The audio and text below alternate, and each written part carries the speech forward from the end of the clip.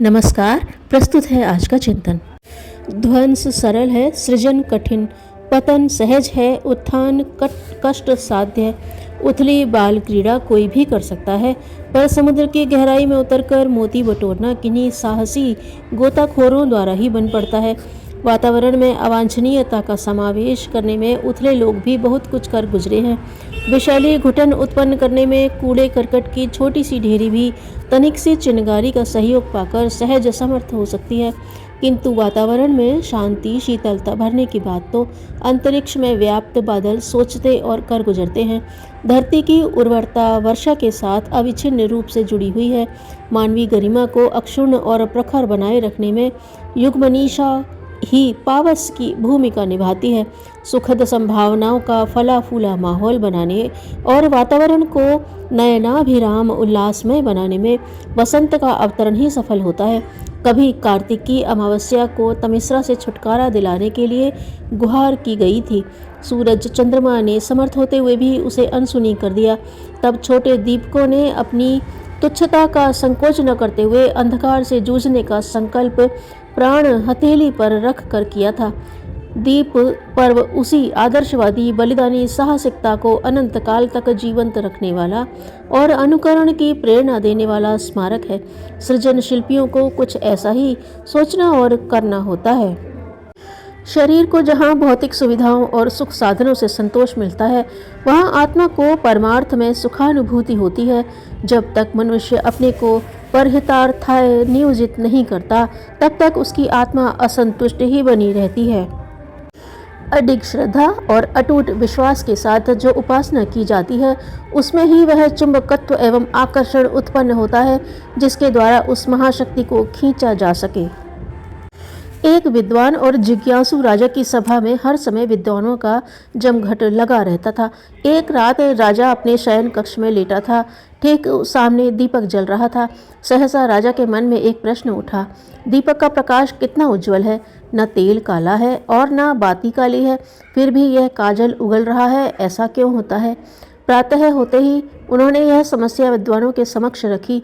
विद्वानों ने अपने अपने विचार रखे, पर राजा संतुष्ट न हुआ। अंत में राजा ने इस राजसभा में बैठे एक वृद्ध महात्मा से पूछा, गुरुवर, जग को प्रकाश देने वाले दीपक के पास सिर्फ कालिमा ही क्यों रह जाती है? वृद्ध महात्मा बोले, राजन, पहले मेरे प्रश्न का उत्तर दें। दीपक क्यों जलाया जाता है? प्रकाश के लिए, राजा ने कहा। अर्थात अंधकार को नष्ट करने के लिए। इसका अर्थ यह हुआ कि दीपक अंधकार को खाता है। राजा, जो जैसा खाएगा वह वैसा ही उगलेगा। तभी तो राजन यह कहा जाता है कि जैसा अन्न वैसा मन, जैसा पानी वैसी वाणी। राजा इस समाधान से पूर्णतया संतुष्ट हो गए। भक्ति भावुकता नहीं है, उसके पीछे उच्च आदर्श जुड़े रहते हैं। सादा जीवन जीने वालों के लिए भक्ति भावना जैसी उच्च विचारधारा अपना सकना संभव है। दूसरे लोग तो सस्ते भावावेशों को ही भक्ति कहते हैं और भ्रम में पड़े रहते हैं तथा औरों को भी भ्रमित कर देते हैं। दादी से छोटे पोते ने पूछा, सूरज बड़ा है या चांद? दादी ने कहा, दिन में रोशनी रहती है, फिर भी सूरज भले ही बड़ा हो बेकार चमकता है। उससे छोटे चंदा मामा कहीं अधिक समझदार हैं, जो अंधेरी रात में लोगों को राहत देने के लिए उगता और भल मनसाहत दिखाता है। यह समझने का एक तरीका है। तथ्य भले ही सही न हो, किंतु इससे बच्चों में सद्गुण संवर्धन होता है, जो कि सामान्य जानकारी से अधिक जरूरी है। यदि हमें ईश्वर की दयालुता और भक्त वत्सलता पर सच्चा विश्वास है, तो कामनाओं को पूरा करने की बात उसी पर छोड़ देनी चाहिए और अपना सारा मनोयोग साधना पर लगा देना चाहिए। गुणों की पौध तभी अंकुरित एवं पल्लवित हो सकती है, जब मानसिक विद्वेषों को समय समय पर मस्तिष्क से निकाला जाता रहे। जिस प्रकार पौष्टिक भोजन के अभाव में शरीर दुर्बल हो जाता है, उसी प्रकार उत्तम पुस्तक रूपी पौष्टिक आहार आत्मा को न मिलने से मानसिक शक्तियों का विकास नहीं हो पाता। जन सेवा के लिए बहुत अमीर या बहुत वैभव संपन्न होने की आवश्यकता नहीं। उसके लिए चाहिए भावना पूर्ति, उदार हृदय।